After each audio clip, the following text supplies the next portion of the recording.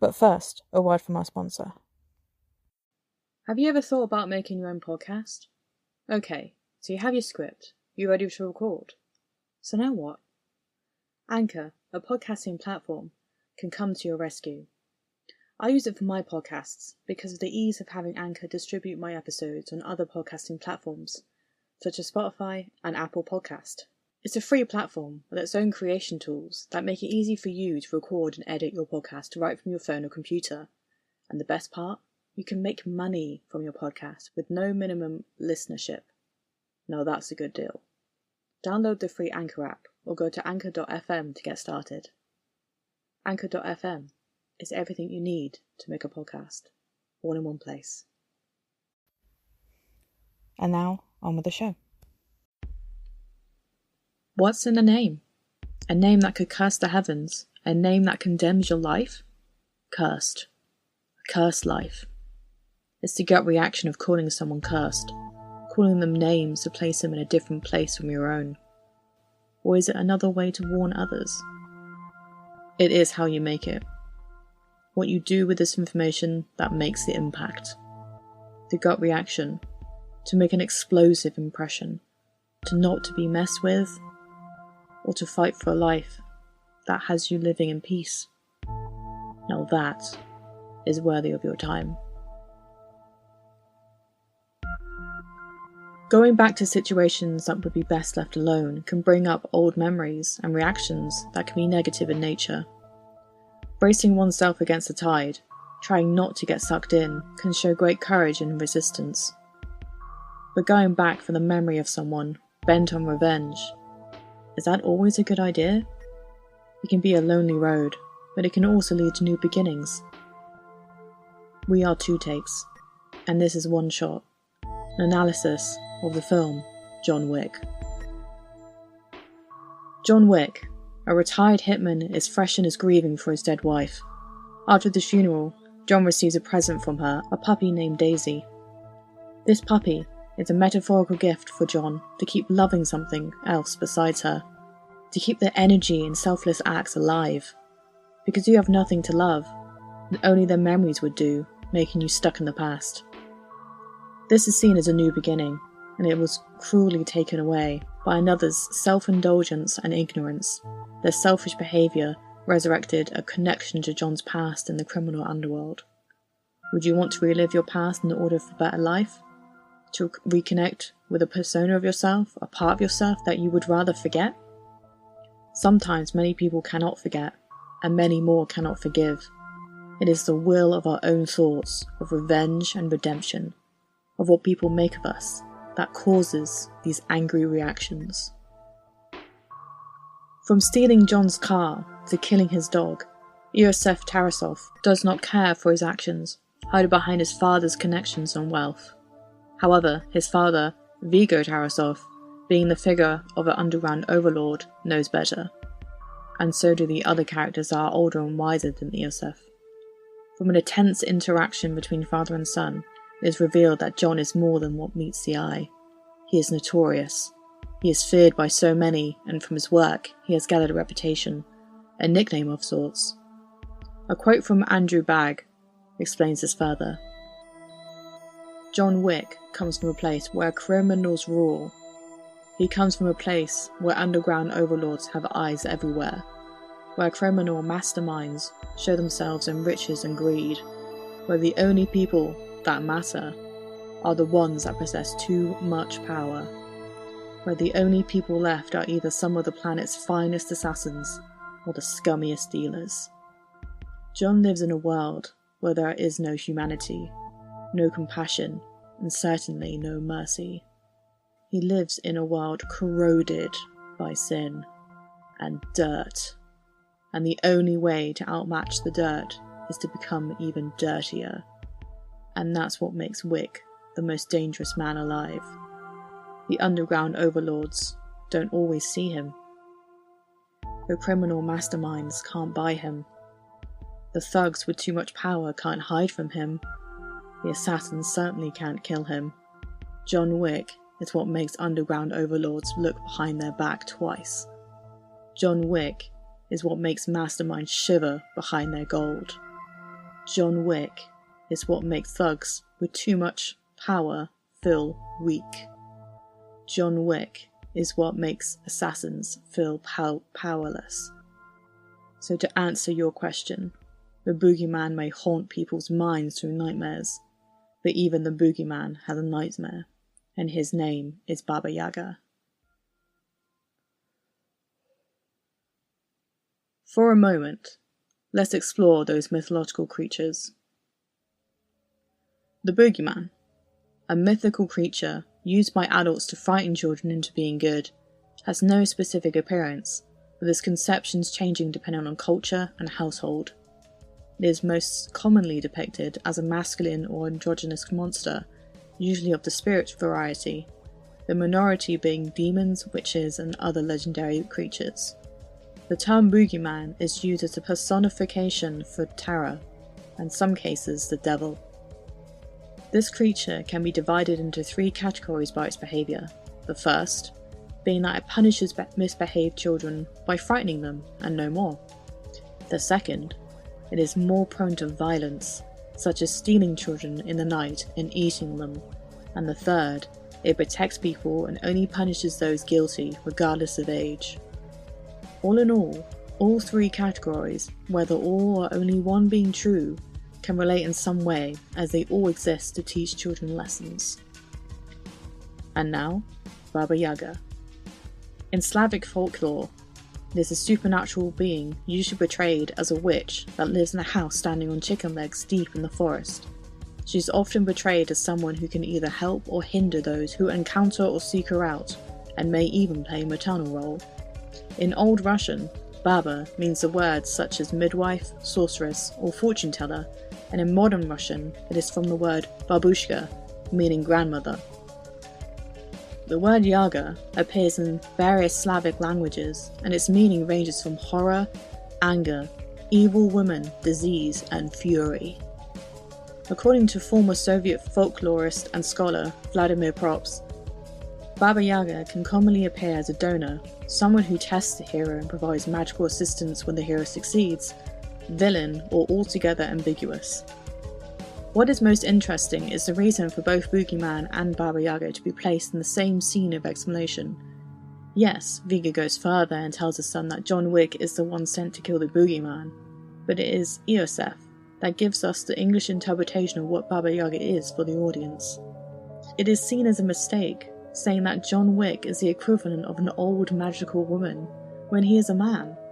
However, further research has theorized that the term boogeyman is an umbrella term for many creatures that perhaps have the same ambiguous and uncertain behaviors and looks. Both the boogeyman and the name Baba Yaga are both given to John as a nickname from the Russian syndicate in order to strike fear into their subordinates and victims. It is wholly a representation of something evil coming to claim your life. But let's look further. Baba Yaga is a witch, and the term witch, before Harry Potter and before the Salem witch trials, can be perceived as another androgynous creature. Both men and women were called witches. Now, the boogeyman is also an androgynous creature, however leaning towards masculine traits. It can be said that Baba Yaga can be both male and female, leaning towards the female, and the reversal for the boogeyman. This can be further analysed with the many variations of the word Baba, though explained earlier on, is also transparently a babble word.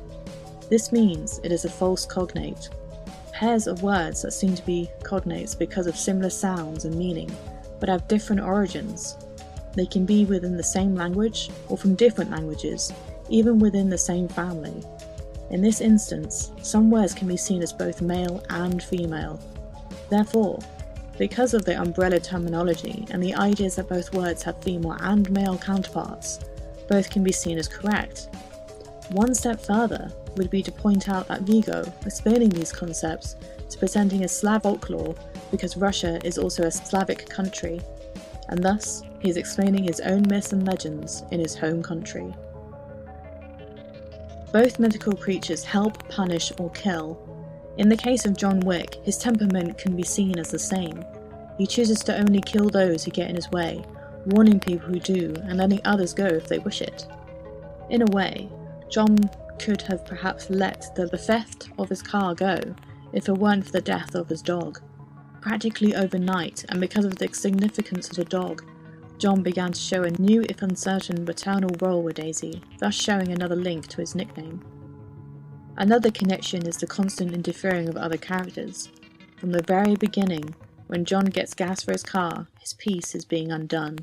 This undoing, again, much like Baba Yaga, is the wanting to be left alone. The stories of this creature are only in existence because people have sought her out, and like the boogeyman, when there is a target in mind for punishment, John does not stop. A scene that stands out to help this imagery is when John is in the basement of the club, about to kill Iosef in the pool. Just before John does, he is using stealth to get closer. One particular moment is caught when John stabs one of the bodyguards to death, staring into his eyes until he leaves the mortal realm. This moment can be shown to enhance the interpretation of John being like the angel of death, or the devil, staring into the eyes of his victims, grasping their fear and seeing into their soul. In the same scene, when John has the perfect shot to shoot Iosef, he does not take it. He stares at Iosef, who is frozen in fear as he continues his rampage, grappling the collar of another bodyguard on the ground and shooting him in the stomach and the head. John then lets Iosef run. This isn't an amateur moment of missing the moment. John did this willingly. It is in this instant that he lets those cursed names they call him come to life. John wants to bring the terror first, letting the inevitable realization sink in of what is to come. It is then that Iosef is afraid.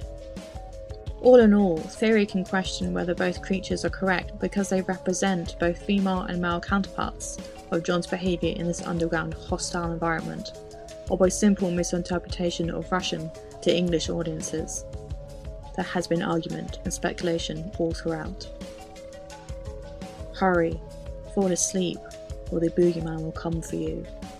From the swamp he will come, and take the children that don't behave. Viggo sings this to himself, knowing that John Wick is coming for his son, and thus, John's nickname calls true, he is coming for the naughty child. More lore can be found, if one looks for it, making the vicious underground world John has to go back to seem like Alice's Fall in Wonderland. Charon, the hotel manager of the Continental, reminds John Wick of the importance of neutrality in his hotel, of no rule breaking, of no killing or violence within the establishment on punishment of termination of club membership. This can perhaps be like Papa Midnight's rules in his club in 2005's film Constantine. Going further, Charon in Greek mythology is the ferryman of Hades, the protector of sorts of the underworld. Hence, in the scene when John pays Charon in gold coin, Charon places it in his pocket as a payment for safe passage. The gold coins come into play early on, proving to be the currency of the underground world. Charon takes it, assassins take it, the cleanup crew take it. It is almost as if, like revoking the club membership really meaning death. The criminals have their own world within our own. Even the police, on first-name basis with John, look the other way. A prime example of the overlapping worlds is the scene when John finds Viggo's vault. The corruption of Viggo, his money, his blackmailing papers, his documents, drugs, are all underneath a church. The bishop of the church, once beaten up and threatened to be put to death, gives in and puts the code in for John to open the vault. It is all a front. Religion, sometimes seen as backward, or more often than not, an awakening of having someone or something to place faith and love in, is thrown down. Like Jesus who suffered on the cross, the suffering continues under its facade, with the greed and wrath of man. John Wick's background is never truly revealed, only interpretive moments have been shown. How can a man become this deadly? Most of these instances are actually emphasized in his fighting style. During the hand-to-hand combat scenes, John shows a style similar to traditional jiu-jitsu, with close strikes and levering throws, as well as limb breaks and chokes. Whilst also being a martial artist, John has shown a lot of traits that indicate that he was once a Marine. Using M16 variant weaponry and the tendency to shoot his enemies 2 times in the chest and once in the head, which is part of the Table 2 Marine and Marksmanship training. This is further indicated by the tattoo on John's back, shown briefly in the shower. If lucky to catch it, it means the Latin phrase Fortis Fortuna Adjuvat, which literally translates to Fortune favours the bold. This is used as the motto of several military units over the world. It would be interesting if this theory was correct, as it would present the idea that John had trained in the army for the betterment of man, to protect and serve his country, but then used his talents for the betterment of a few men, to protect Reed by serving as Wrath, and getting paid for it.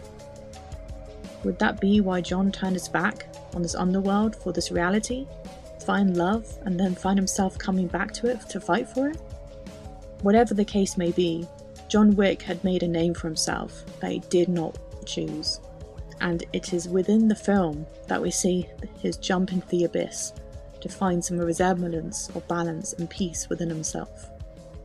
At the beginning and at the very end of the film, we find John lying on the ground, holding his wounds, watching a clip of his dead wife whilst waiting for death itself.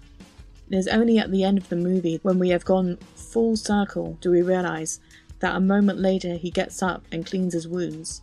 He has changed his mind. He is certainly avenged, but he doesn't have to die for it. He then hears a distinct whining from one of the kennels and lets a dog out, finally stating to his new friend that they are going home. The dog he chose, a grey staffy, would perhaps represent himself, his acceptance of the bad within himself in the flesh. This does not mean that the good is gone, but rather the bad is not ignored. He has found clarity, and like yin-yang, or given John's possible martial arts background, Inyo, has finally found balance, finally found peace, ready to move on, to have the time to quietly grieve, and like his wife wanted him to love another.